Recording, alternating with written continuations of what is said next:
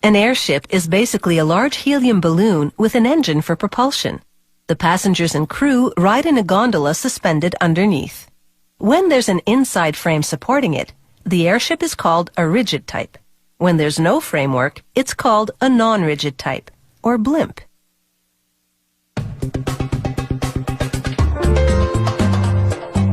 The envelope material is made of 5 polyester-based fabrics bonded together. It's lightweight, yet resistant to harsh weather and UV rays. The crew inflates the envelope with helium, an inert, non-flammable gas. At the back of the envelope are a rudder and fins for steering. The factory constructs each fin's frame out of tough, lightweight carbon fiber.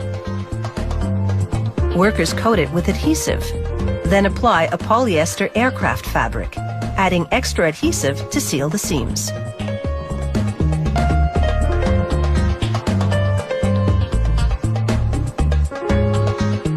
Then, using an iron, they heat shrink the fabric until it's taut.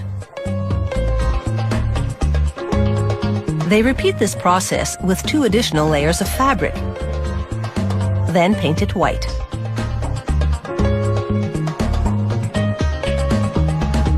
They mount the fins to the airship envelope with a combination of steel cables and rope. The steel cables are rigid, but the rope has some give when the envelope flexes in flight. A system of cables and pulleys connect the rudder and fin to the cockpit. The pilot manipulates them with yokes. The flaps control up and down movement, the rudder sideways movement. Engineers inspect the envelope inside and out for pinholes to ensure no helium can leak out. To repair a pinhole, technicians first cover it with a piece of tape. Then brush on some adhesive in a circular pattern.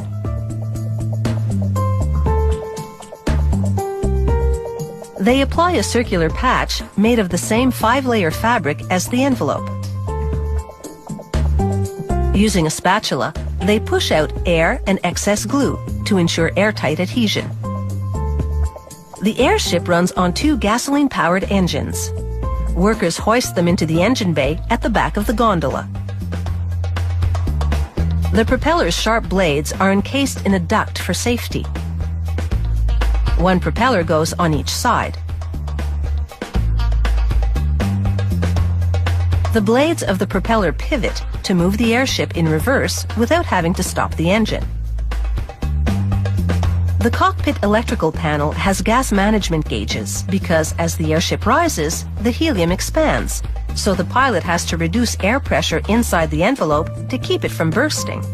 In a pinch, the pilot can also open a valve to vent helium. To test the helium valve, technicians blow in pressurized air while brushing liquid along the edge.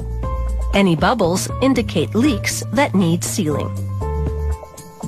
The valve opens and closes with levers and cables. Unlike electronic controls, cables can be repaired in mid-air if something breaks.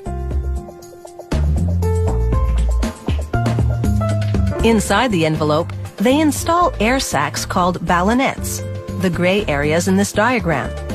The pilot deflates the ballonets to rise and inflates them to descend.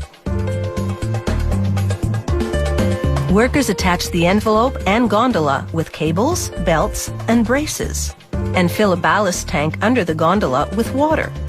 In an emergency, the crew can dump the water for a boost of buoyancy. The gondola also has compartments for shot bags, 10-kilogram bags of lead. Before takeoff, the pilot checks the weight with passengers, equipment, and fuel on board. Then the crew loads enough shot bags to balance the airship. To park the airship, they lock its nose onto a mast.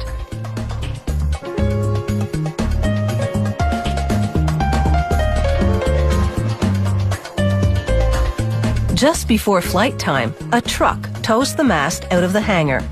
Then it's all hands on deck.